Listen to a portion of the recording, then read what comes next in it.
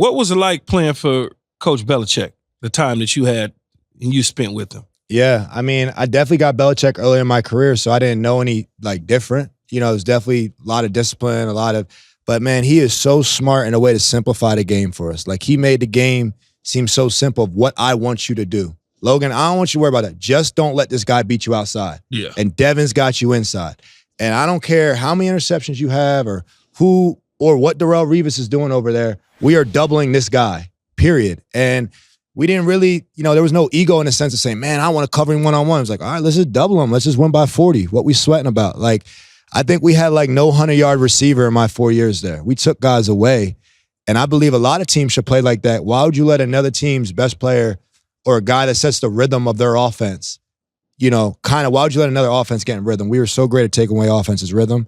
And I thought he was a genius in his simplicity of explaining that. Yeah, I had he was my defensive coordinator with the Jets. Yeah. So I had the privilege to sit in the meetings with him, probably every Friday we would sit, or was it Saturday? It was Saturday or Friday. We would sit in a meeting for about an hour and a half, maybe even 2 hours, going over some bullshit film on a 2-minute package because I was the safety in our 2-minute. And so be like, dude, they only gonna run 4 plays here. Yeah. But he would go all the way back to wherever that coach who's calling the plays. Yeah. And I'm talking about, man, I seen stuff that was like ancient history 10 years ago. I'm like, Bill. Yeah, he gonna show some. And true enough, he went all the way back to, I don't remember who the offensive coordinator was. But we were playing the Jaguars in the divisional round playoff game. And I remember him saying, now look, they're going to go 3-by-1 over here. And when he does this, blah, blah, blah. And I'm like, okay, all right. And it worked. I got a pick. So, AG and my the other DBs, they was mad because they wanted me to just bat the ball down. Bat it down. No, I took it. You were the jumper. Yeah, I got it. I'm like, I got it. This is mine. Y'all be quiet. Marcus Coleman, all of them. I tell me, y'all be quiet. I got this. It's mine. On my resume. I'm the jumper. Y'all box out. Are you surprised that he's not coaching this year? Just not the New England Patriots, in the league in general. Yeah, I was surprised by that. I definitely think he was one of, the better coaches available on the cycle. Vrabel as well. I play with Vrabel, but I definitely think that times are changing. The league are looking for more offensive-minded guys, looking for guys that are quarterback developers now, and maybe they just feel like Belichick's way. They're not sure if they're willing to change so much about the organization for what he needs. I don't know what he's requiring, because I know in New England he had a lot of roster control and a lot of power that I don't know what he was asking for or whatnot. But for pound as a coach, he's definitely one of the best available. So you spent 2 seasons with the Giants in 2020-21, and you grew up in South Jersey, which is a little further away from New York than what most people think, closer to PA, closer to Philly. Yeah. Did you grow up an Eagles fan at all? Or you? Yeah, that's funny. Yeah, I did grow up an Eagles fan. So why go to the Giants? I grew up. I mean, it was the Eagles didn't offer me a contract. Oh, okay. You know what I'm saying? So, but it's funny when I got there, because I know how that rivalry is, man. That's like SEC football up there for people. Like NFC East football up there is pro football is big, and you got to decide. Like, there's no tiptoeing, and it's Giants and it's Eagles, and everyone hates the Cowboys up there. Period. So it's a good thing I didn't go to the Cowboys. But when I went up there, they said, "Oh, did you grow up? I know you're from Jersey, you grew up a Giants fan." I'm like, man, I'm a fan of the NFC East. I've been watching these battles I never answered. I just said I'm a fan of the NFC East. But yeah, I did grow up an Eagles fan. I grew up watching McNabb and Brian Dawkins and Jeremiah Trotter, and David Akers was the kicker, man. I can name almost everyone on the roster. But I grew up watching football. So you didn't like me then?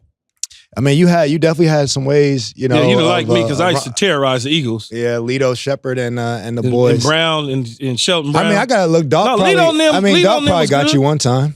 No, Dog didn't do nothing but talk. That's all. He diving on piles. He a JOP dude. He crawled out the tunnel. No, he gonna crawl out the tunnel. Funny story though. I don't know, but we're in Philadelphia. Yeah, we were in Philly, and he came out with the whole. That's my boy too. He came out with the whole the cartoon, whatever the stuff. The Wolverine. Is. Yeah, the Wolverine mask. Wolverine Weapon X. deal. He doing all the Wolverine stuff. That's Logan. Weapon X name. Doing Logan. all that, right? Yeah. So I catch him at I'm standing on the sideline, and he come past our bench or whatever. I said, man, you need to stop with all of those fake ass WWE bullshit. Nobody want to hear all that. Come play football. He just was like, oh, you be just my house. I said, man, you need to go. You need to do wrestling. That's what you need to do. Yeah, he's speaking in tongues. Now the Eagle fans are interesting. When I was getting divorced from Keyshaw's Bob, smooth transition. No, but I know the Eagle fans. I'm getting divorced from the mother. The whole stadium is screaming, "Where's your wife?" Oh wow. We at the vet. We get ready to go to the Super Bowl. We beat them. And they going crazy. They worried about what my wife was at. Yeah, but it was fun though. It was a lot of fun. They do their research over there. Boy. No, they definitely. They say great transition. It's okay. He grown now. Yeah, that's funny to me. Yeah. No, but you played for the Bucs in 2022, where you were reunited with your former teammate Tom Brady. What was it like being teammates with him? Man, I love Tom Brady, man, in a sense of just be able to. You know, when I got there as a rookie, his prime was a long time, you know, and he was definitely in the middle of it. And I just saw greatness every day, bro. I just like playing with Jordan. I just saw greatness. He set the tone every practice, just his work ethic, and I just studied it. And I remember being like, bro, like he was there every day early. You know, I know there's stories about it every day. I'm like, bro, what time do you get here? You just got to get here earlier and find out. And I'll get there earlier and earlier, you know, 5:30 a.m., 5:15 a.m., 5 a.m. I was never going before 5 a.m. That was crazy to me to wake up at 4. And it'll be Brady, Belichick, and Julian Edelman's car. I was a 4th car in New England for 4 years. Because back then, there's no parking spots for New England. It's whoever first come, first serve. So you could see by the spots who got there. And Tom Brady's in the middle, year 14, year 15, getting there at 4 in the morning every day. And I saw that. And then, you know, I played against him in Tennessee. So I got to play with him, got to play against him in the playoffs a couple times in Tennessee. And then I got to play with him again at the end of his career in Tampa. And just seeing him with his kids and his kids growing up, me having kids, now I kind of was more of a grown man level with him, more of a peer. As opposed to looking up at him, kind of was a peer like, hey, we need to go do this together. We got to lead these guys together. So I kind of grew up alongside him. His leadership style, man, he's taught me a lot. So much I can never really repay him for. You know, it's so funny how everybody prepares. You know, you hear people coming in at 4 in the morning, 3 in the morning. I was the last one in the building and the last one out the building. I would be they say, hey, we got to be here at 8.